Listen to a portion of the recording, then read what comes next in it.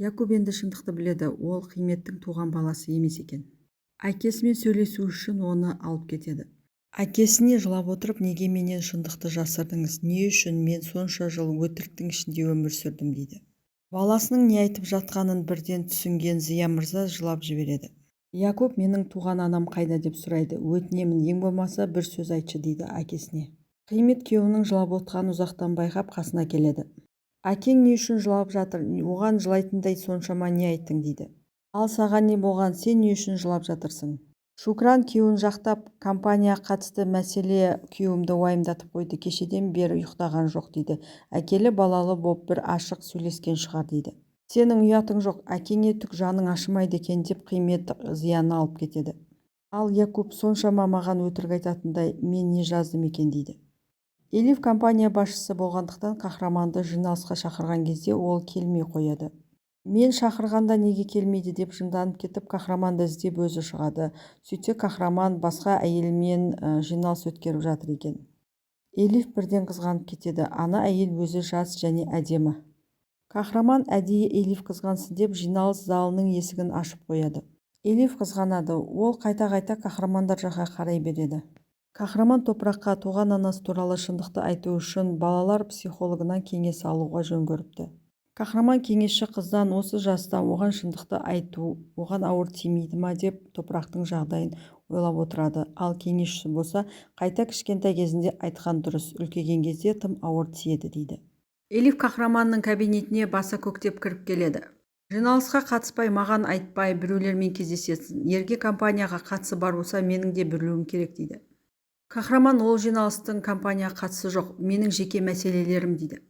Жеке басыңыздың мәселелерін компаниядан тыс шешіңіз дейді. Бұл жерге адамдар жұмыс істеуге келеді деп қахраманға ұрсып тастайды. Қахраман Элифтің жанына келеді. Бағанағы әйел педагог. Мен топыраққа шын анасы сен екенін айтқым келді, және әлгі әйелден кеңес сұрадым дейді. Элиф қуанып кетеді. Топыраққа анасы мен екенін айтайын деп жатырсың ба деп қахраманды құшақтап алады. Қахраман да Элифті құшақтап алады. Элиф, өтінемін, маған бәрін айтып берші дейді. Ал Элиф болса, топыраққа қашан айтасың деп теманы бұрып жібереді. Қахраман бүгін айтамыз дейді. Қазір кеңесші үйге келеді, сен де кел деп Элифті шақырады. Қахраман үйге келген соң Дефнеге де топыраққа анасының Элиф екенін айтамын деп шештім дейді. Дефне баланы бағып өсірген менмін. Оған қазір шындықты айтсақ, оның психологиясына кері әсер етуі мүмкін. Мен топырақты танимын деп қарсылық білдіреді. Қахраман Дефненің сөздеріне құлақ аспайды. Педагогтан кеңес алдым. Топыраққа қазір айтсақ, ең дұрысы сол екен. Қазір ол кішкентай болып тез ұмытып кетеді және мәселені тез қабылдайды дейді. Егер үлкейіп кеткенде айтатын болсақ, сол кезде ауыр тиеді дейді. Дефне еш нәрсе айта алмайды, өйткені қахраман баяғыда-ақ шешімін шығарып қойған еді. Қахраман туысқандарын жинап алып, топыраққа шындықты айтатын уақыт келді. Оның анасы Элиф екенін айтамын дейді. Қимет те қарсы болады, бірақ оны тыңдаған қахраман жоқ. Якуб, бұл сенің отбасыңа қатысты мәселе екен, біздің мұнда істейтін еш нәрсеміз жоқ дейді де әйелін алып ол жерден кетіп қалады. Менің де айтқанымды ешкім тыңдамайды екен, онда мен де кеттім дейді. Педагогтың қатысуымен топыраққа шындықты айтады. Дефне қанша жаман болса да, ол топырақты кішкентай кезінен бағып асыраған екінші анасы. Қахраманның қасында ол топыраққа шындықты айтуға мәжбүр болады, өйткені қахраманның қалауы сол. Топыраққа жайлап түсіндіреді. Сенің екі анаң бар, біреуі сені туған анаң, екіншісі мен сені өсірген дейді. Дефне топыраққа сенің туған анаң Элиф деп айта алмайды және кетіп қалады.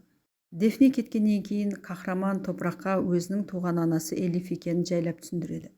Мақсұттың үйі. Сұлтан мен Мүжгән әңгіме айтып отырады. Мүжгән айтады, Элифтің қахраманға деген сезімі әлі өшпеген сияқты, екеуі бірін-бірін күнде көреді дейді. Мақсұт бұл әңгімелердің бәрін естіп қояды. Іште Элиф бағанадан бері топыраққа шындықты қашан айтады екен деп күтіп отырған еді. Топыраққа шындықты айтып, ол топырақтың жанына келеді. Амалы жоқ, Дефне барлығын сырттан бақылап тұрады. Элифтің қуанышында шек жоқ. 2 жылдан кейін баласымен анасы ретінде қайтадан табысып отыр. Топырақ, қасымызға әкем де келсін деп қахраманды да шақырып алады. Дефне бірте-бірте қахраманнан да, топырақтан да айырылып жатқанын түсінеді. Ол жынданып кетеді, қолындағы стаканды қолымен сындырып жібереді. Кішкентай топырақ не болып жатқанын әлі түсінер емес. Ол бір кезде «мама» деп Дефнеге қарай жүгіріп кетеді. Дефне қуанып кетіп топыраққа: шаршадың ба, ұйқың келді ма, саған кітап оқып берейін бе деп оны алып кетеді. Элиф баласының қасына бармақшы болғанда педагог оны ұстап қалады. Топырақ әзірге Дефненің қасында болсын дейді. Мерием Дефнені қолыңды байлап кел деп кітапты топыраққа өзі оқып беріп отырады.